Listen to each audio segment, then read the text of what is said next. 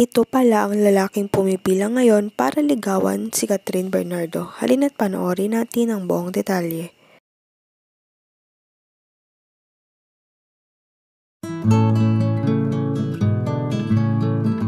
Nang maisapubliko nga ang hiwalayan nila ni Daniel Padilla at Catherine Bernardo, ay marami na rin ang mga lalaking nabuhayan ng loob na ligawan si Catherine. 11 years nga ang magkarelasyon si Kat at Daniel. At akala ng lahat ay mapupunta na ito sa kasalan. Pero kahit ready na si DJ magpakasal, ngunit si Catherine naman ay ayaw pa, wala talagang kasalan ang magaganap.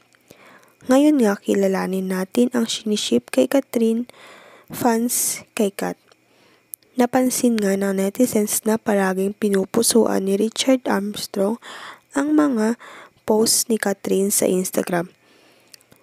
Ngayon ngang hiwalay na sila ni Daniel ay maraming ang pumipila na manligaw kay Kat dahil bukod sa maganda at sexy siya ay napaka-successful ng career niya na kahit sino ay walang makakahigit.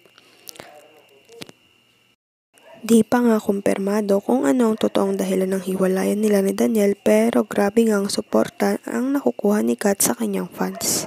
Maghintay na lamang tayo ng susunod na update. Huwag kalimutang mag-like at subscribe sa aking YouTube channel, Celiang Beats. Baka kayo ang isa sa manalo ng 500 pesos sa December 25. Maraming salamat po.